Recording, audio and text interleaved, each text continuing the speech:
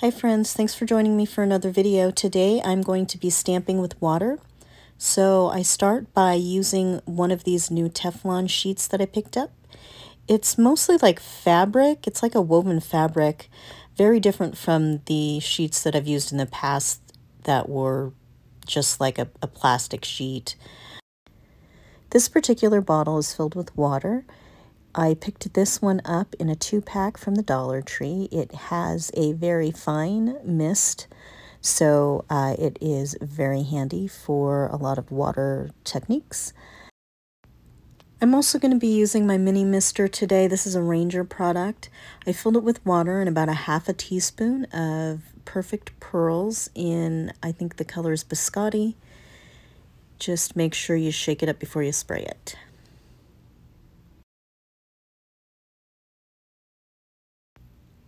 You can do the techniques I'm doing today with any water reactive ink, but today I'm using Distress Oxide inks.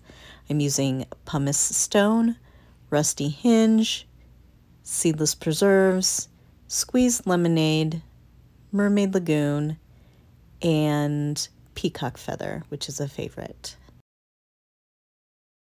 For these sheets, I am taking the ink pad direct to paper. I will use a blending foam in a little bit just for certain areas on certain pages, but in order to get a really deep kind of thick coverage of ink on your paper, you want to go usually direct with your ink pad. In those cases, I do use a blending tool with a blending foam, just so I don't to make it streaky. So I had to play with it quite a bit before I got this full coverage of the page.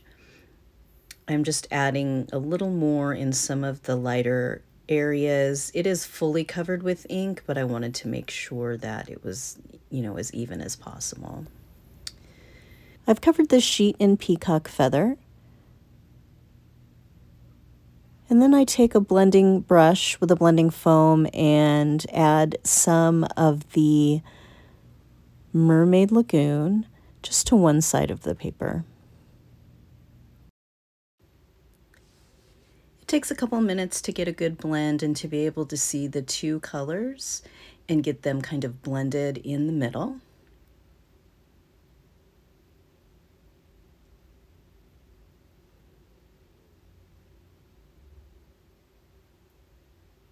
And here I'm using a piece of painter's tape to protect the ink from any fingerprints. And then towards the end here, I get a pretty good blend of the darker color on one side and then kind of a gradual change in the middle of the page.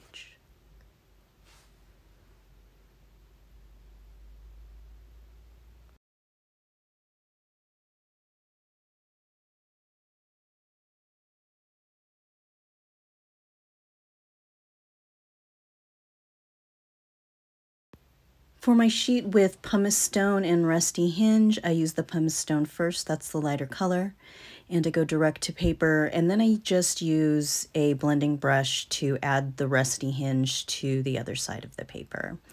This is a really subtle blend on this white cardstock, and it didn't really show a great result with the stamping, the water stamping that I did with it.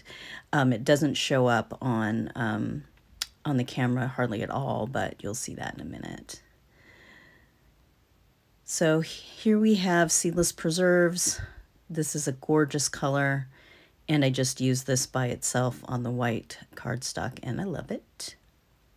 I am wiping down the craft sheet with a baby wipe every so often, just so the colors don't mix on my pages. Here I take a stencil, and I cover up the top part of the paper with a blank sheet of paper.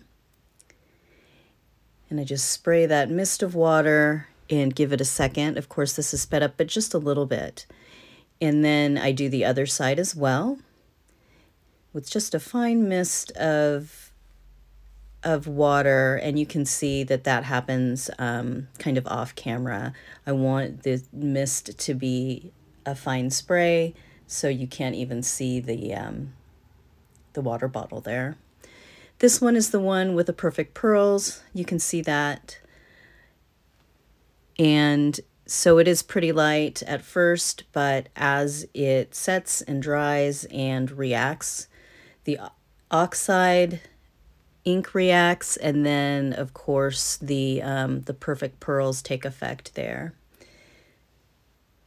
This is the one that didn't show up really well just because of how light the coverage is and how light the colors are in this instance.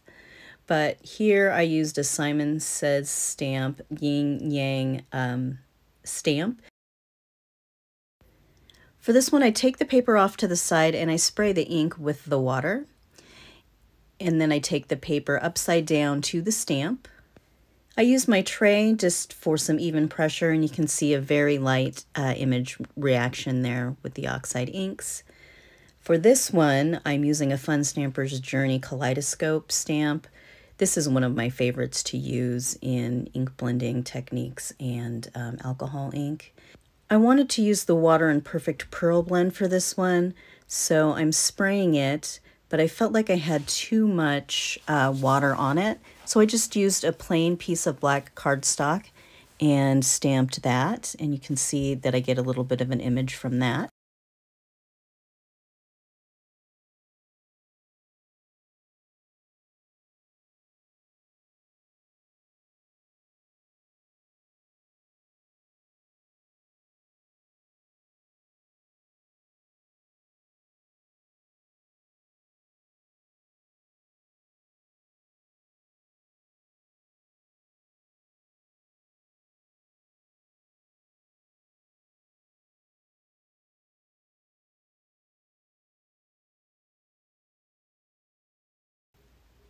For the cards I create today, I use this Lawnfawn giant stamp. It is a sentiment that says, "Thanks so much." I really like it because it is large, it takes up a good amount of space, and you can use just a fun background with it, and that makes a whole card to me. So I cut out a bunch of different colors, and I even tried to use this fiber paper. It is like a handmade paper. You can see it here. It did cut, however, it just kind of smashed down that handmade paper look that I wanted, so I just kind of set that one aside. And I just wanted to show you how beautiful this one ended up. I'm calling this my accidental card. This is the one that I used the Perfect Pearls water without any ink on the cardstock, and I really like the way it turned out. I was able to use the sentiment and the O in So to kind of highlight some of that spiral.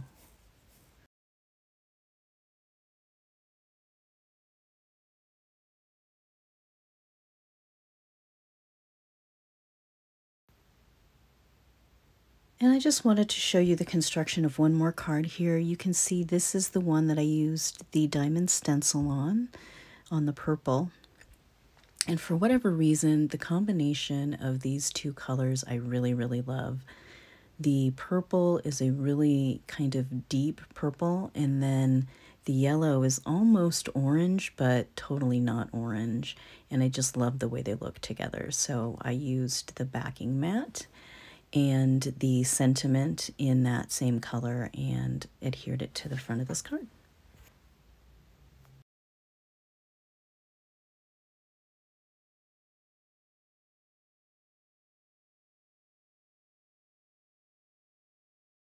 So here are the finished cards. You can see that little burst starts in the middle of that O there, which I really like.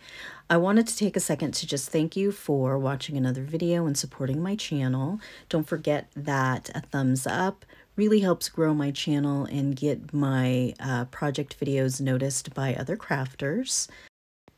I will try to put as many of the available products that I used in this project in the description box below in case you want to check them out. As the note says in my description, some of them will be affiliate links. I think it's always important to comparison shop to find the best price. So just use any of those links as a starting point to help you make an informed decision on your purchase.